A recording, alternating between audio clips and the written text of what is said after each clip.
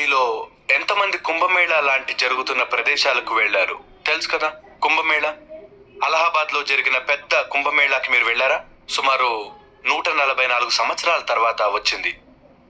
మీరు అక్కడికి గనక వెళితే మీరక్కడికి వెళ్ళాలి. అక్కడ మీరు భారతదేశాన్ని చూస్తారు. భారతదేశం మరో కోణంలో ఉంటుంది.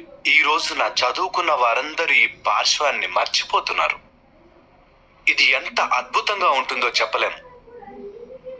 ప్రజలు వారి దగ్గర ఉన్న చివరి పైసాని కూడా ఖర్చు పెట్టి ఎక్కడెక్కడి నుంచో అక్కడ ఒక 2 రోజులు గడపడానికి వస్తారు. వీళ్ళు ఎలాంటి వాళ్ళంటే, మీకు ఒక 10 లక్షలు ఎంత విలువగా చూస్తారో వాళ్ళు ఒక 100 రూపాయలని అలా చూస్తారు.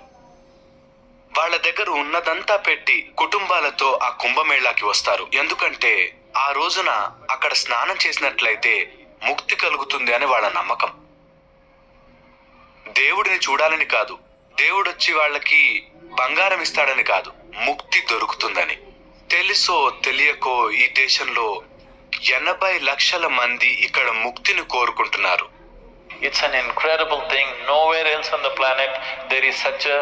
ఈ భూమి మీద ఇలా జరిగే మరొక చోటే లేదు. ఇక్కడ మానవులు వారి ప్రస్తుత స్థితిని దాటి వెళ్ళాలని అనుకుంటున్నారు చైతన్యంతో. మరెక్కడా ఇటువంటిది జరగలేదు. మార్క్ ట్వెయిన్ ఇండియాకి వచ్చినప్పుడు ఆయన ఇక్కడ 2-3 మాసాలు గడిపారు భారతదేశంలో. ఆయన ట్రావెల్ బుక్ ఒకటి ఉంది.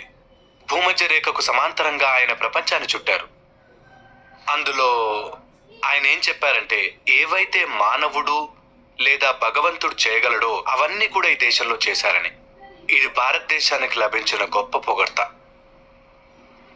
అది నిజం కూడా. ఒక మానవుడు ఏ విధంగా తయారు చేయబడ్డాడో, మనం దీనితో ఏం చేయవచ్చో అని మనం ఎంత విశిష్టంగా ఈ సంస్కృతిలో చూసామో అలా వేరెవ్వరూ చూడలేదు. మనం మానవ జీవితాన్ని అర్థం చేసుకున్నట్టు ఇంకెక్కడా అర్థం చేసుకోలేదు. ఇక్కడి సంస్కృతిలో పుట్టినందుకు డప్పు కొడుతున్నానని మాత్రం అనుకోకండి.